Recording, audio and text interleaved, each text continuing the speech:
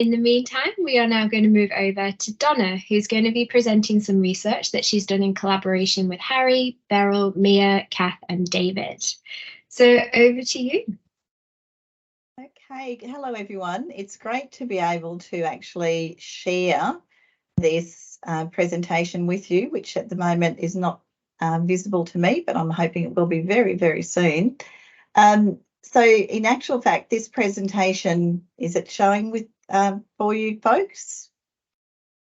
I'm having a little moment here. My sharing button's not working. You okay, Beryl or Donna? Who's trying to share? My share button is not responding. Sorry, folks, this is not usual.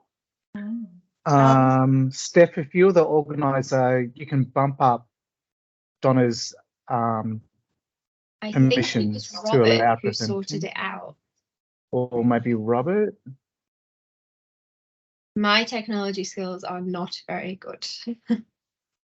Technically, you should have doing all the right sharing things. access. Yeah. Okay. Donna, how about I share it? That'd be brilliant. Thanks, Harry. We can do that way. Sorry, folks, that's not the start that we had in mind, but nevertheless, it's a start that This is how all my lectures start. No, well, I'm not sure why it's not working. Every single one. Where are we? Slideshow, presenting teams. Beautiful. Thank you so much, folks. A little bit of background around this. So this is a paper that was actually prepared by 10 people. So there were 10 of us involved in it. And thank you. That's brilliant, Harry. And those 10 folks, you'll see photographs of 9 of them here. The missing person is Ali Samuel. So I'd like to acknowledge that it's a chapter that's been published with all of these folks as equal authors on that.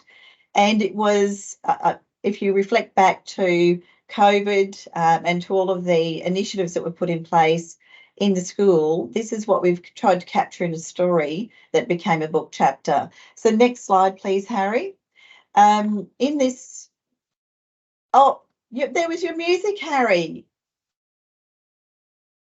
The music was there. Oh, darn it. Okay, doesn't matter. Let's go back and play it. We've got time. Go. Okay. Is it playing? No. I can't hear it from my end. No, or maybe if I do that. No, technology's we'll got move us on today. So Harry had a beautiful musical entry for us. The book that's shown there, Practicing Compassion in Higher Education, Caring in Self and Others Through Challenging Times, edited by one of our colleagues, Susie Garvis and others. We saw a call for papers, and because many of us had been involved in initiatives in the school, we thought this might be a great opportunity to capture our story, because the story, as you recall, was moving very quickly, and we were trying to capture the essence of what was happening in EPS in the context of a radically shifting environment.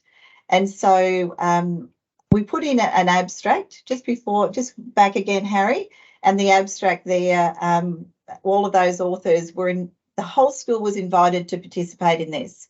And these 10 people agreed that they would like to be part of putting the chapter together that has now been published in this book. So next, thanks, Harry.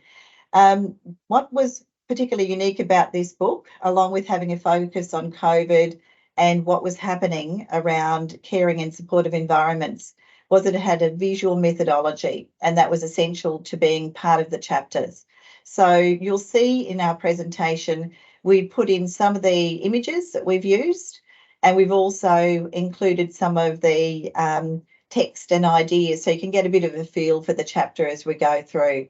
So I'm heading to Mia now, who's going to tell us a little bit about the other theoretical perspective that underpinned our chapter. Thanks, Donna. So to give you a real feel about the 2 key conceptual and theoretical points that we used, imagine it's the weekend and you're about to walk into one of your favourite experiences. So it might be the footy club down the road, it might be a member of a bowls team, it might be the music group or the choir you belong to, it might be a really nice family event. that sense that you have of connectedness on a range of different interpersonal levels, and that sense of feeling like you're valued and respected and cared for, was the first conceptual framework we use, which is referred to as a sense of belonging. Now, it's really well theorised in the literature, but importantly for us, we drew on a framework that brought together some key themes in belonging, and to analyse different parts of belonging according to spatiality, intersectionality, multiplicity, materiality, and non-belonging. Read the chapter if you'd like to have a little bit of more of an overview of that particular framework. But importantly for us, the sense of belonging is what we call a protective factor. It helps us feel robust in the context of facing challenge or change. The second one is about self-care. So important distinction to make. You have a little stressful meeting, you think, oh, that's ruffled my feathers. What will I do to make myself feel better? I'll make a cup of tea. That's called self-soothing. Distinct from that is self-care, where in a context where there are more things happening than just the difficult meeting, and you need to take proactive action, in particular in relation to some kind of activity to build your capability and to oversee some kind of process in a really agentic way. That's what we refer to as self-care, also a protective factor. And those two key things, belonging and self-care, were points of reference for us, and certainly a touchstone in what we were trying to achieve with the strategy.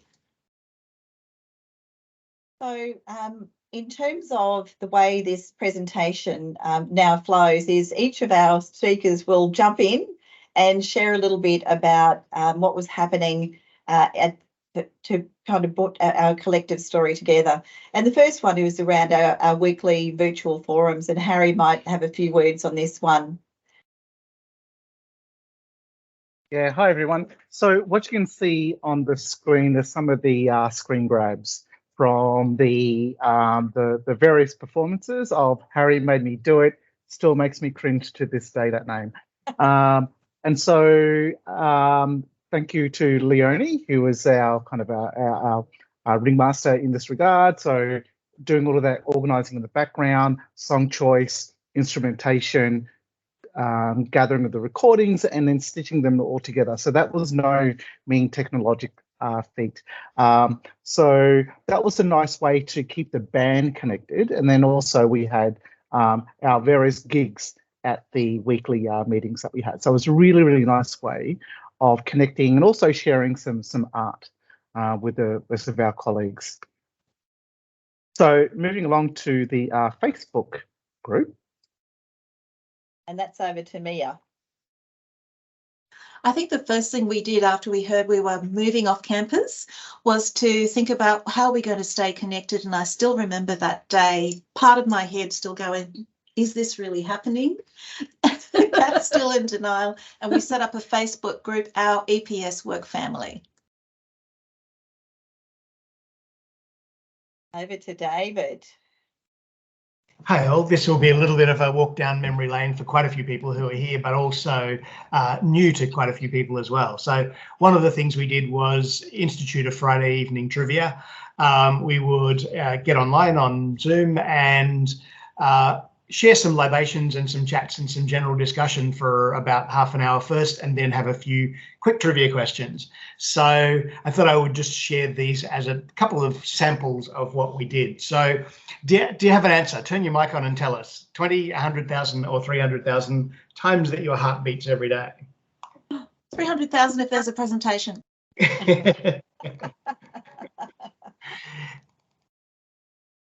That's probably accurate.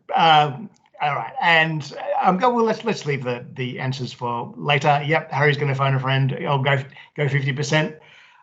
Charles Lutwidge Dodgson wrote Alice in Wonderland and Through the Looking Glass. What was his pen name? Is our second one. And in the interest of continuing forward, we have to have at least one musical cue. Who's singing with Kenny on this one? And Stephanie's correct. Assoc is correct.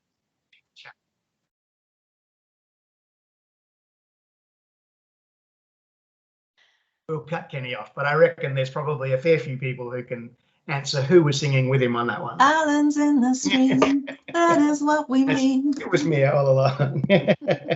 Ollie. Perfect. Thanks, Donna. Okay, can I just check that my microphone's working? Yep. Lovely, thank you. So something else we did, all of these projects were generative. They all just popped up as maybe the idea occurred or maybe as the conversation steered towards an idea. And there was sort of daily chitter chat on the Facebook site. And then one day somebody suggested that perhaps we go for a walk and we visit the people on the other campuses. But of course, the government legislation wouldn't allow us to leave our homes and leave our suburbs and go and visit people who lived that distance away. So what we did was we instituted the idea of a virtual walk. And we were able to visit all the campuses, and the idea took off so well that people were logging the walking that they were doing. They're also logging the gardening that they were doing, and in some cases the cleaning that they were doing as well. And it all accrued kilometres.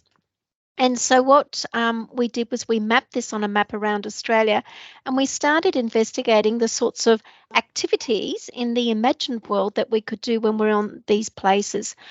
We also voted on the route, and people opted to be tour guides when we visited places that were of interest or were known to them as well. Now, there was a lot of playfulness that happened in this space, and we used, informally, we used a process drama approach that made the imaginary space more real, accessible and relevant as a place to care and share. And there's some of the sort of dialogue that spontaneously erupted between various participants as well.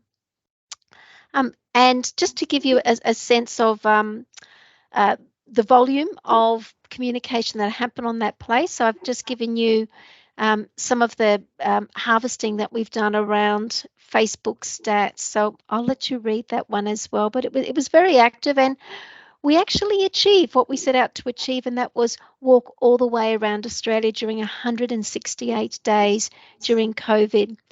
As a researcher interested in social media and its application in education, I was really interested to see that Facebook isn't always the beast that it's made out to be.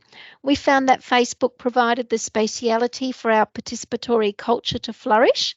We found that we were able to bring in the materiality of disparate real and virtual physical surroundings, and we're able to engage individuals in their own time and still keep a chronology in place by viewing, engaging and responding to the posts in time order. Facebook also had the capacity to allow us to bring different platforms to merge through the hyperlink function as well. So I think in some ways Facebook was a really good, safe space for us to care and share. And so we come to the end of our presentation, and also to the end of COVID in the way that at that time we knew it to be. But when this chapter was written, we still were in a state of liminality. We hadn't transitioned across to the position where we actually had vaccinations and a clear way forward as we do now. And so the chapter ends, I'll get you to move one more, Harry, with this notion of openness and of being in that liminal space where we didn't know what was going to go beyond that. Our theory, when you read through the chapter, you'll get a sense that bringing together that visual methodology, which was very powerful across the whole book, so people wrote to their visual methods, and the belonging and self-care that was attached to this. One of the areas that we explored was a sense of this non-belonging, so what occurred when people had a sense of non-belonging. And there was, we made comments in there as we were researching this together about the pressure that we didn't put on each other. So we allowed that space for people to be part of what they wanted to be part of, and to engage where things were working for them or not. And so there is this sense of non-belonging that is actually part of the belonging literature as well, that was really important in the kind of analysis that sits alongside this. We ended on the sense that all of us, needed to be in some ways nurtured in terms of our well-being, and that well-being, the sorts of things that happened in our school, provided a positive space to contribute to achieving that well-being in various different ways. And so I think a really noteworthy thing to point out around this chapter and the 10 authors is that 2 of those folks were non-academic staff. So Kath there, hi Kath, who was absolutely amazing as part of this team, and Tracy McCann. And Tracy has some art included. You might have seen snapshots in some of the photos that came whizzing by. And we deconstructed the notion of life goes on. That previous slide talked about life needing to go on. And there were some sad things that happened to many people across this journey. So many people lost loved ones. It was part of the journey that we shared as a school. People were in very difficult financial positions in some instances, and their extended families brought that to our conversations. So lots of positives and negatives that provided this opportunity to capture and gather the story of the school in a particular way for that period of time. So I just wanted to end on that note and to thank our co-authors for being such a rich and exciting experience. This was really exciting to be part of writing, and it became, for me, it's a little bit of a legacy kind of thing that when it was published, it sat, of course, it takes about 6 months for these things to actually arrive in a book form. And I sat and reread it, and it was such my heart was racing as I was reliving the things that we had been through, because of the time was just so unusual, and to capture it in this story for us, I think is a gift. Certainly it was a gift for me, and I hope it was a gift for others to read. I'll finish there, Steph, from our team. Thanks to all team members for your amazing work.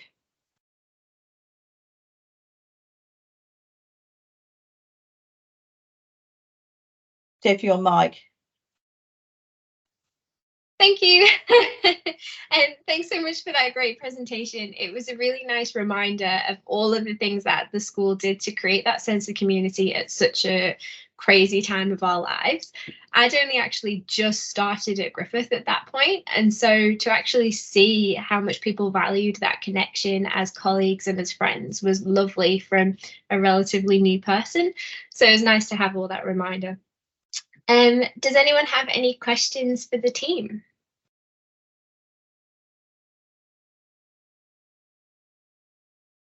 We only have about 1 minute anyway before we have to move on to the next presentation. Okay, in that case, thank you guys. It was really interesting, great to see it in written form.